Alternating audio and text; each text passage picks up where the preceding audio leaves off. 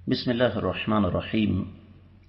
الحمد لله الرحمن خلق الإنسان علمه البيان أنزل القرآن وأرسل رسوله بالهدى ودين الحق الداعي إلى الجنة والرضوان. معزز خواتین و حضرات، رجب کا مہینہ آتا ہے تو بر صغیر پاک و ہند میں ایک خاص قسم کی فضا بنا دی جاتی ہے، اور خاص طور پر 22 رجب کو امام جعفر صادق رحمہ اللہ کے نام پر کنڈوں کا ختم دلایا جاتا ہے. میں یہ چاہوں گا کہ انتہائی اختصار کے ساتھ اس حوالے سے کچھ ضروری گزارشات آپ کی خدمت میں رکھ دی جائیں. سب سے پہلی بات تو یہ ذہن میں رکھیے گا کہ رب کائنات نے کائنات کے امام صلی اللہ علیہ وسلم پر اپنا دین مکمل کر دیا. سورۃ المائدہ میں اللہ تعالیٰ فرماتے ہیں الیوم اکملت لکم دینکم، آج ہم نے تمہارا دین جو ہے وہ مکمل کر دیا. تو جب دین کا محل مکمل ہو چکا ہے، اس میں ایک اینٹ کی جگہ بھی باقی نہیں ہے، تو پھر کوئی بھی انسان اپنی طرف سے اس میں کوئی اینٹ لگانے کی کوشش کرے گا تو وہ اللہ کا بھی گستاخ ہے، نبی علیہ الصلوۃ والسلام کا بھی گستاخ ہے، اور امت مسلمہ کا بھی مجرم ہے. اس لیے کہ وہ اپنے عمل سے یہ بات ثابت کرنا چاہتا ہے کہ یہ چیز دین کا حصہ تھی. نعوذ باللہ، نہ اللہ کو نازل کرنا یاد رہی اور نہ ہی نبی علیہ الصلوۃ والسلام نے یہ ہمیں دی. یاد رکھیے، یہ پاپی پیٹ جو ہے نا، یہ انسان کو بڑا کچھ کروا دیتا ہے، اور یہ جو کنڈوں کی رسم ہے یہ بھی اسی پاپی پیٹ کی کارستانی ہے، ورنہ دین کے ساتھ اس کا کوئی تعلق نہیں ہے. کنڈوں کا ختم دلایا جاتا ہے 22 رجب کو، اور یہ دراصل علماء سو کے لیے شکم پروری کا ایک بہانہ ہے. اس موقع پر یہ خوب کھاتے پیتے ہیں، اور جب ان کو سمجھایا جاتا ہے تو ایک بے بنیاد اور من گھڑت داستان بیان کر دی جاتی ہے.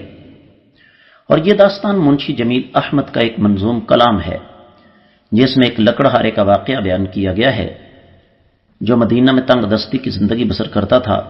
اس کے بیوی بچے اکثر فاقے میں رہتے تھے.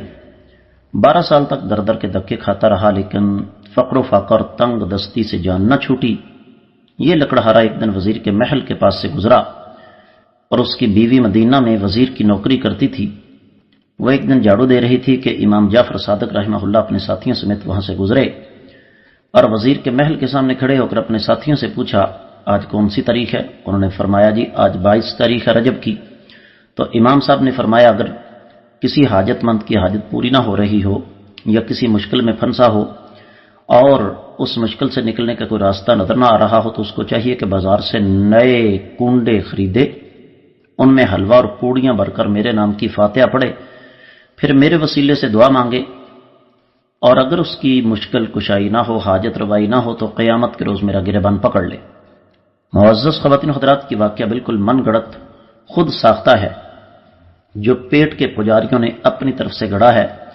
اس کی نہ کوئی سند ہے نہ کوئی ثبوت، اور دنیا کی کسی مستند کتاب میں اس کا تذکرہ کوئی نہیں، اور اس پر بہت سارے دلائل بھی ہیں. مثلا سب سے پہلی دلیل تو یہ ہے کہ مدینہ میں نہ کبھی کوئی بادشاہ گزرا اور نہ وزیر.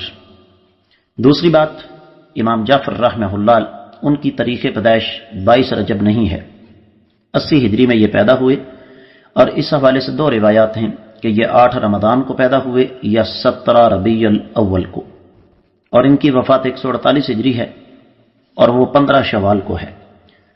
ان کی زندگی کے تقریباً 52 سال بنو امیہ کے دور میں گزرے، اور بنو امیہ کا دارالخلافہ بغداد تھا. لوگ مدینہ منورہ کا واقعہ بیان کرتے ہیں، جبکہ امام جعفر صادق نے کبھی بھی مدینہ کا رخ نہیں کیا.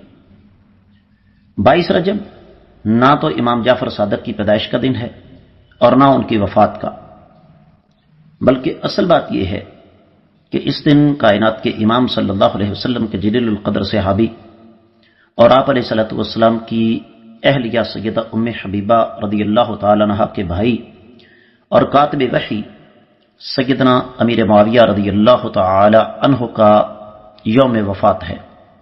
ایک مخصوص طبقہ جو ان کے ساتھ عداوت رکھتا ہے، انہوں نے ان کی اس وفات کے موقع پر خوشی منانے کے لیے یہ چیز ہمیں دے دی۔